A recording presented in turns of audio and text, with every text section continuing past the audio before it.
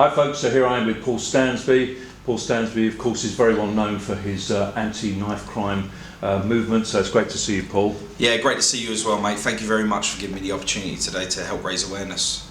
So, one of the things that I wanted to ask is, there must be some effect on you. You're going out every day talking to people about knife crime, and what is the effect on you? Because you're having to relive probably the worst moment in your life. Yeah, I mean, when I got the phone call the night I lost my brother to knife crime, it was so hard to manage the pain and like what's happened all within the space of one phone call. So when I go out and I do these talks, you know, trying to go in, do my podcast, trying to go into schools, raising awareness, education and that lot with knife crime, I'm reliving that moment every single time. And it's really hard because, you know, people say that in time it gets better. The more I do this, the more I realise it doesn't get better. And I think it's because I'm reliving the moments on a regular basis is not allowing me to come to terms with the devastation of what's happened to me. So it's really hard for me to be able to separate my emotions with my mission, and that's raising awareness, you know. But I will happily go through this pain on a regular to be able to get the message out there that knife crime just doesn't pay. So how are you? I mean, if you're being honest, are you coping with it all? You're not coping? How are you? I'm struggling. To tell you the truth, mate, this has been the biggest devastation that could ever happen to me. Not once did I ever think that I'd be a victim to anything from crime-wise or to the streets, you know, and that it has happened. I'm not managing, I'm not, and the more I do this, the less I manage, but the strength of the legacy that I'm leaving behind for my brother is what's given me the strength to be able to carry on. What was the actual worst moment for you? Getting the phone call from my mother. Yeah. Yeah, the noise of a mother that has lost her firstborn, her eldest child, the wailing of mixed words and crying together down a phone, is that noise will never leave me. In the loudest rooms, in the quietest places, I never stop hearing my mum's voice. So explain to people who may not know the circumstances that your brother died when he was attacked by 4 people and he was knifed to death, and you heard about it on the phone, didn't you? Yeah, the night I remember as clear as like it's happening right now. My brother was in the wrong place at the wrong time. He got attacked by 4 people, and when he'd fallen over after like stepping back, and he tripped on a curb whilst he was down on the floor, one of the cowards decided to stab him whilst he was on the floor, and then they all fled. When I got that phone call, I was in a petrol station, just filled up from petrol after dropping my daughter off to my baby mum. And I was standing in front of complete strangers whilst listening to the most horrific noise ever. My mum down the phone telling me, they've got him. I didn't want to believe it, because my brother was just so powerful in so many ways, yeah, that I would never ever have thought that he would have succumbed to the streets and been a victim himself. Now we're the victims. Now I will spend the rest of my life watching my mum be on suicide watch because she just can't bear life no more.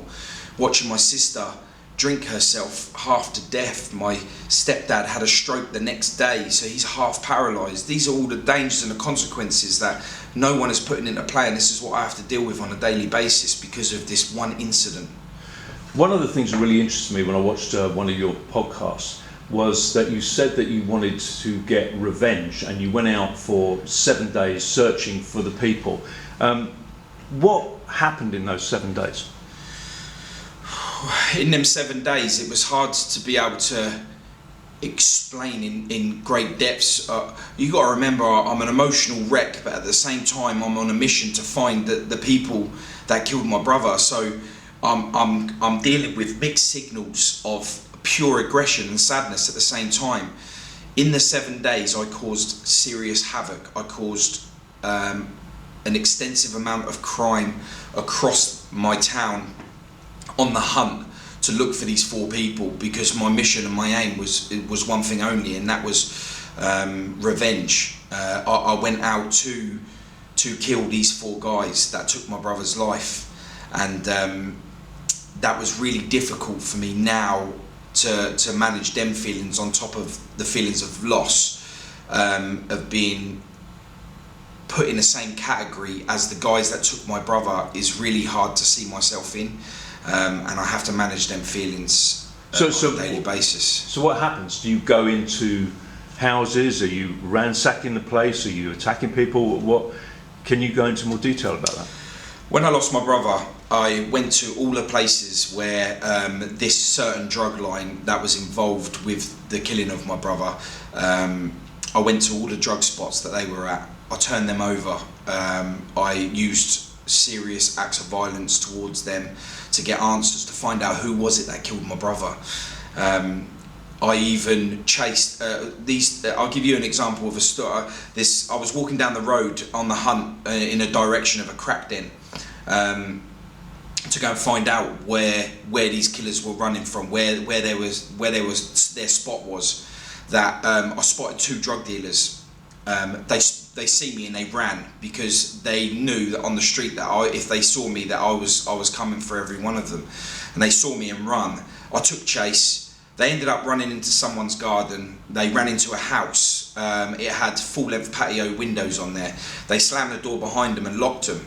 As they slammed the door and locked the doors, they stood there smiling, thinking that they were safe. I ran straight through the window and I spear dived him. The other guy, he ran out of the house, and well, I needed answers from the guy that was on the floor.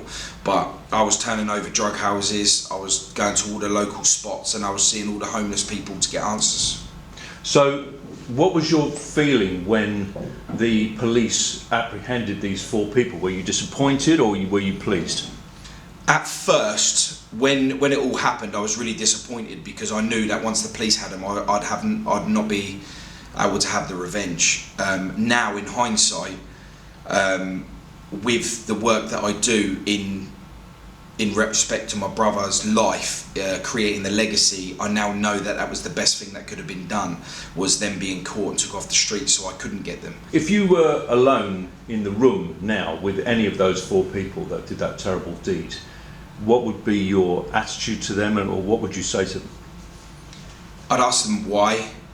I couldn't sit here and say to you that I wouldn't act on revenge, because that's a whole lot of emotions that I haven't managed to deal with. I think maybe if I'd have dealt with the feelings, that possibly I could talk to them, but because I haven't managed it, I don't think that being in a room with them would be ideal for me, because I'd want them to pay, but I know it's not the right thing.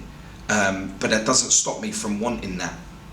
Did you come from a kind of a violent background? So was it a normal thing to be violent in those circumstances, or were you like a law-abiding kind of guy beforehand, and this sudden rage appeared? No, I mean, I've always been quite an angry person. I'm not quite sure when it started. I could even put it down to being somewhat of an illness, for being high-tempered and aggressive. I never ever took myself away from things that triggered me, trigger points. I know now I'm straightening myself out, and I'm stepping away from the crime and doing good, that they are trigger points. So now I can manage that. But before, I was always from a travelling background where being able to use your fists is essential. Weapons, not so much, but being able to fight and shake hands and make friends afterwards was always the way that we were brought up. And if anyone did try and cause any harm to us, that we had to deal with it there and then. But it was always fists. It was never, pull out a knife and stab someone. It was just always, you have your fight and you can live to talk about it another day. Was it a tough upbringing? No, I mean, my dad wasn't around, so there was my mum bringing up 4 kids, 2 sons, 2 daughters. and you know, we was always brought up that we had to look after ourselves, you know, just because you just never know. Like my sisters needed her brothers. Me and my brother were very handy when it come to fighting. We'd done a lot of boxing and stuff when we were growing up, so we were able to fight. But it was essential that if anyone come to us, that we would deal with it in violence. Obviously, that's not the way forward. So how difficult is it for you to talk about yourself, really? Because at the moment what you're doing is you're going out and this whole incident has defined you. So, but as I say, there is a huge personal cost to you in this. Yeah, I mean, I was literally having this talk the other day. I'd come from nothing. I'd come from a very poor background, and within my career, I'm a tattoo artist, and within my career, I managed to create a very good reputation, a good name behind myself. And ever since I lost my brother, if you was to Google me before, you'd come up with all my achievements, my, you know, TV appearances and magazine features and everything else. Now, if you Google my name, nothing but, like, you know, brother of a murdered, you know, brother, and it's all very negative when you Google now, you know, of the events and stuff. So it has took its toll on me, because, like, it's not, I've not defined myself, it's defined me. Because if you Google my name, because I was the main person that dealt with all of the case, and, you know, my mum was in such a state that she couldn't do the funerals and the newspapers, and so my name is top topic when it comes to this, is Paul and Dean Stansby, you know. So if you was to Google Stansby, it would be my brother that comes up now. So everything that I'd ever done has now been put to the brother of a murdered brother, you know. And how does that make you feel then? It's sad, because, you know, the things that we do define you as a person. So when you've worked to such an extent to be able to change who you were as a person and be on the straight and narrow, to only have it all took over, and it's all down to, and I don't blame anyone but the people that took my brother's life, because if it wasn't for them, you know, you would still be able to find my accomplishments and things like that. But now, because everything that I do, whenever you Google me, it's not to do with my career, it's all to do with the message that I put out there, and that's knife crime. And you know, in a way, it's good, because, you know, I'm getting the message out there. So if they've heard my name, whether it be from a TV program or whether it be from a magazine or to do with tattoos, it does raise awareness with what I'm doing, which is very important, and it is nice. But, you know, I just think that, don't forget who I am as well, you know. So where do you think you would be if that incident had not happened? I was on the up and up within my career. I'd just recently been on a couple of high profile TV shows to do with tattooing, so I would be of doing that. But the thing is, this all kind of happened around the same time COVID happened. So when it comes to where would I be within my career, a lot of the stuff that I was doing was abroad.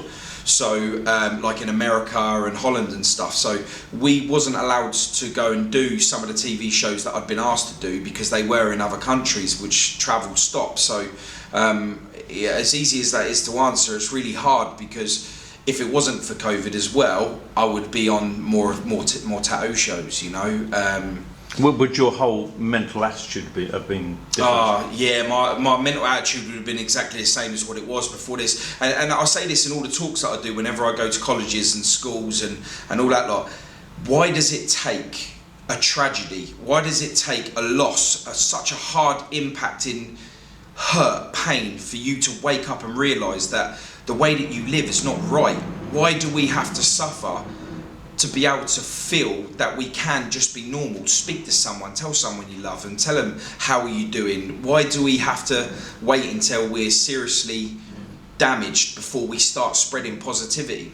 Why can't we just do that normally? I think a lot of victims of tragedy and stuff like that often feel guilt unnecessarily. Do you have feelings of guilt? The things I feel guilty for losing my brother was not taking the time to know more about the little things, because you see, like, he's my brother, he's my big brother, and I loved him and I wanted to be just like my brother. But when it come to picking things, like, I could tell you the trainers he was wearing on the day, I could tell you the coat, I can tell you the hat, I can tell you his favourite food. But the things I couldn't tell you were the things that truly mattered. Like, when we was doing his funeral, I didn't know his favourite colour. I didn't know his favourite music. I didn't know his favourite outfit. And I don't think we take enough time in this world to appreciate the living. And we only take responsibility for that when we haven't got no option. We've got no option that's been taken away from us, you know. So if your brother was still here today, what would you say to him? I love you. Yeah. How close were you to your brother prior to the incident? I spent my waking day just trying to make sure he was okay, you know, like he was lost to the streets in ways. You know, I'd always be, when I'd go past the local guys that were standing on the corners outside the shops and that lot, have you seen my brother, how is he? You know, I was always checking in on him.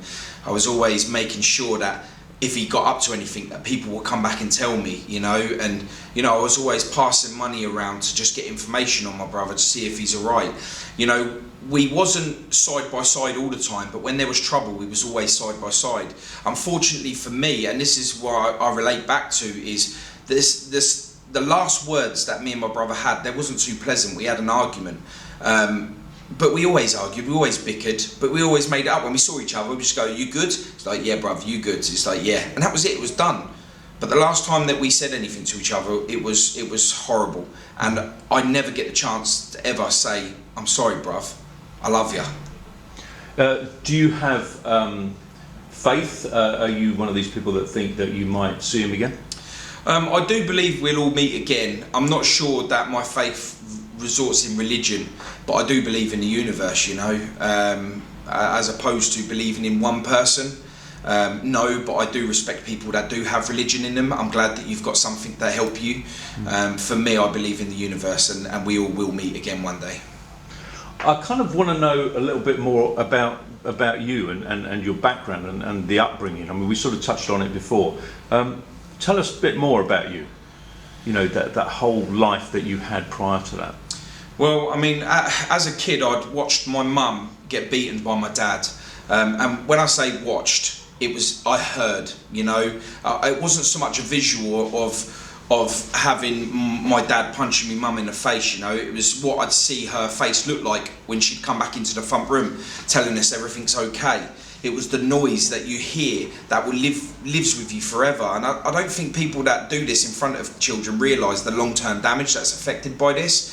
For me, it was long-term. I still hear the voices, I still hear, and because of that, my relationship with my dad is broken. My relationship with my further siblings that my dad had on is broken, all because of them acts that were caused when we were children, taken completely out of my ability to be able to stop anything from happening. You know, we suffer the consequences because of that. I grew up in women's refuges because my mum had to go and be put in safe housing in case my dad caught up with her.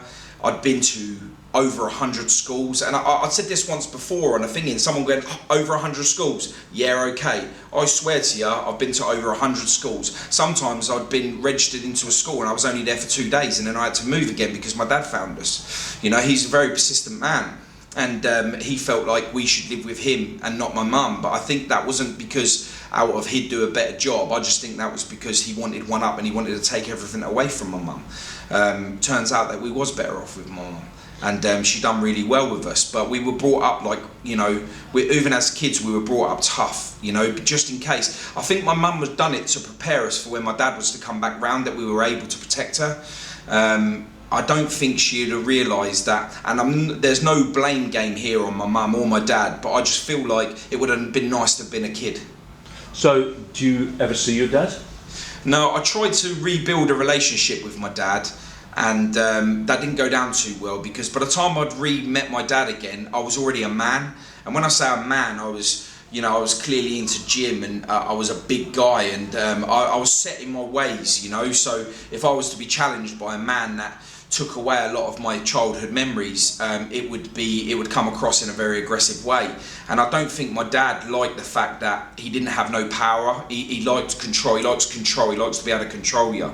So the fact that when he got to me, I was like running at like nearly 20 stone of muscle and a lot of aggression. You know, I was very high up in the fraternity of criminals when it come to violence, and my dad didn't like it. And of course it made him uncomfortable, which caused him to cause a lot of friction between me and my mum. So because of that, I was unable to keep him in my life, and he made the decision to just dump us yet again. And because of that, I'll never give him the option to be able to come back in my life and ruin what I've got now. Does that experience, I mean, just that one line that you're saying about 100 different schools, does that experience make it very difficult for you to form relationships with people? When I was younger, yes. When I was younger, very much so.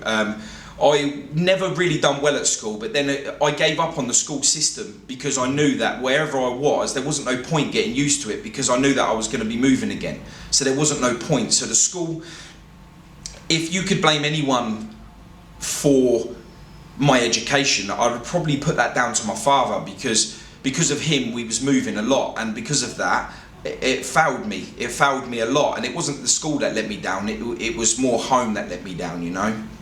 So what is it like? I mean, it's ridiculous, really. So you're going to 100 schools, so every day you're going in to like a new environment, new people that you've got to interact with. I mean, how tough is that? Making friends, very tough. You were always a new kid, and you know, when the new kid comes, it's very difficult. Obviously, the higher up in the school you go, i.e. high school from primary school, you know, when you're the new kid, it's always good because the girls want to talk to you because you're new and they want to be the first person to date you, which never really happened, because as soon as you said hello to someone, we was moved again. So, you know, having girlfriends at a young age or having any friends at a young age was impossible, which led me to, when I did turn up at school, as soon as I see someone challenge, I knew that it was okay just to attack them and have the fight that was only long-term waiting to happen anyway, because people want to test you. So I'd go in, I'd be a problem, and then I'd get kicked out. I'd definitely be fighting every day, you know, whether it would be verbal arguments or physical. There would definitely be an altercation every single day, because for me, I felt like if I used violence, whether it was verbal or whether it was physical, I kept people away from me, which allowed me not to build relationships up. So when I do move, I'm not going to be hurting from it. So I isolated myself from my feelings and just replaced them with aggression and violence, so no one would want to talk to me. So then I don't have to worry about keep starting over new friends and missing people. It seems like a really, really tough life. I mean, did you train yourself to fight? How did you protect yourself? You know, I had two sisters and they were like bulldogs, you know. Right. We'd be scrapping them all the time, and you know, we'd just mess around, play fight, but fighting was never really a problem for me. You know, me and my brother, we got into martial arts and stuff and boxing when we was younger, so the boxing clubs and the kickboxing clubs and stuff, they taught you how to fight, and from then it's just having a heart of a lion and just doing whatever it takes to make sure that you come out on top. I realise now it is the most stupid way to be, because you know, being a victim of crime now, I realise now that everything that I did in my past, I hold my hands up and I apologise to everyone that I ever did anything to, because if they felt one tiny little bit of how I feel from being a victim of what happened to my brother, it makes me a scumbag, you know, because if I could do to them what I feel now, I know that everything that I was led to believe was okay to do, wasn't, you know, it really wasn't. So to be optimistic, were there really happy memories of childhood? Did you have any happy memories, especially in relation to your brother? Yeah, man, you know what, I didn't have a bad childhood. My mum done an amazing job, you know, and you know what I could take from my childhood is the fact that we had the outdoors. Man, we had trees, we had knock and run, we had curbsy, we had each other, you know. I never had friends, but I always had my brother and sisters. So with that, we had our own little clan, you know, and I was never alone when I wasn't at school. Like, I was only ever alone when I left the group of my family, you know. So I had a real childhood. I had, like, I never had the childhood that everyone would, where they go off and play with their friends and they go out on bike rides and they do all that lot. But I had my brothers and sisters, and we had, you know, we were poor, so we never had toys, but we had nature. We had, you know, like I said to you, trees, you know, bits of wood, make a tree house, you know, all of the above. We had knock and run, we had, you know, stealing milk off the doorsteps, and when the milkman chased you, throwing the bottles of milk at him, you know, and it was like, it was just fun. I had fun. But I never had the same childhood as some of the kids that I'd see, and I did envy them. I did envy them. They're, you know, the best friend. I could never sit there and say, "Oh, this is my best friend." I can now, but before I never had none of that, and that had a massive impact on me and my behaviour. Can you do you have fun now? Are you able to have fun because of the nature of the work that you're doing? You know, I have a family myself. I have children and stuff. So being able to have fun, losing my brother hasn't stopped me from being able to be a family man and being able to bring joy to my children's life, you know, without a doubt, and people around me. Losing my brother allowed me to be able to appreciate what I have in the utmost, you know, but at the same time I'm running that alongside pain. But the pain is what keeps me driving for a more positive future and a more active, happy, positive future, you know. Without the pain, I would never have had them feelings of being able to go out and spread a message and save kids, stop them from going through exactly what I'm going through, you know. And now my brother was the head of the family, now I'm the head of the family. I didn't realise just how much that affects you as a person, you know, that everyone's coming to you. You've got to sort out everyone's problems. You've got to be on suicide watch for your mum. You've got to help your dad undo a jar of coffee, you know, because he can't. And your sister, you've got to try and stop her from drinking alcohol. And it all comes with that sadness of life, you know, but you've got to keep pushing for the legacy. And the legacy is great, you know. Positivity is key to anyone's future. And the more that you spread that, the better life will be. So how does Paul Stansby, how do you relax?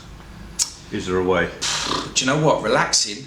I can't remember the last time I relaxed because my mission and my message is so pure that I don't get a chance to relax, because I feel like if I'm relaxing, in that time that I relax, I feel like I'm allowing myself to think negative things, and I don't want to think, because if I think negative things about my brother not being here, about the way that he was taken, and I allow myself, I break.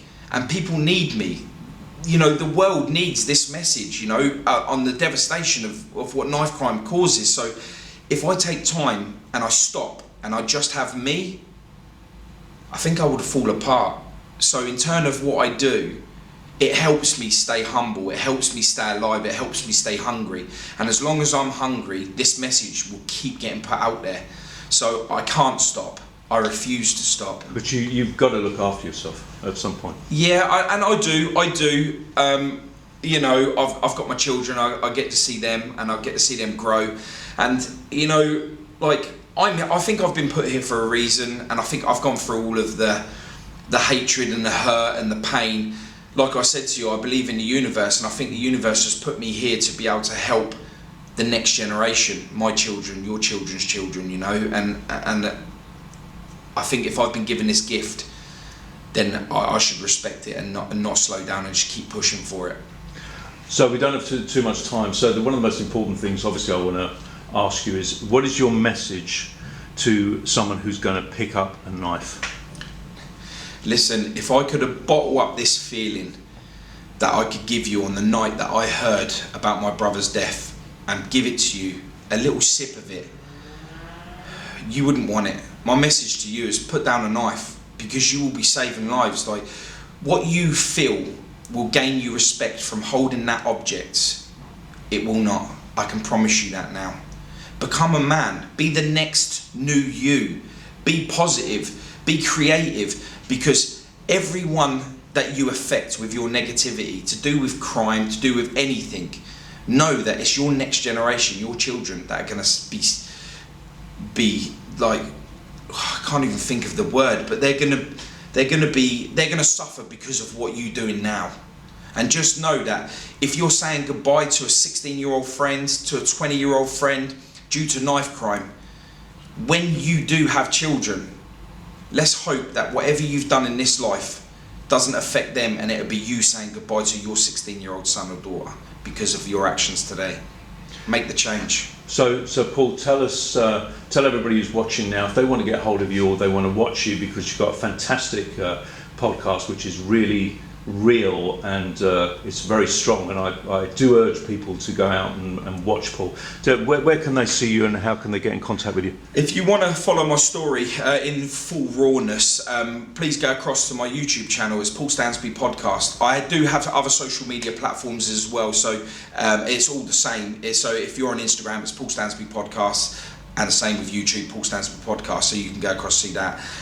The videos that are on there, my story is at the bottom. It was the first. The only way that I could deal with, you know, I didn't have therapy, I didn't have nothing. The only thing I could do was lock myself away in a van and just tell my story. And it's not edited, it's full rawness.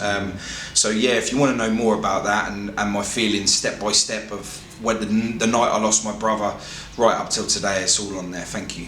It was hugely emotional. I watched it last night. And it's in about 6 or 8 parts or something, and it is really something to watch. So I do urge people to go out and watch it. And also, you go around schools. We're at the college today, and I got invited here by a friend of mine. Done a talk here a couple of months ago called Carl Scott, and he recommended me to this school. And they reached out to me. I come down here. I spoke to 150 students plus today on raising awareness in knife crime, drugs, and just street crime in general, gang related. So actually that was quite a traumatic thing for you to do in a way, because it was a huge crowd watching you today. Yeah, I mean, getting up there, normally I'd be in like a youth centre where there's like 20 kids, but this has been my biggest crowd. And do you know what, I really hope, because today just being able to spread that message really, you know, it makes me relive so much of what happened to me and my family, that it's just so hard impact. It's you probably can see it, me being able to try and explain it to you. It's so hard to be able to get it out there on the pain that is caused from being able to do this, but we're saving lives, man. We're literally saving lives, and you know, my brother's legacy will live on because of that. Well, I just want to thank Paul for talking to me today. He's a very brave guy, and we should all support the work that he does. So thanks very much indeed. Thank you, mate. Appreciate it.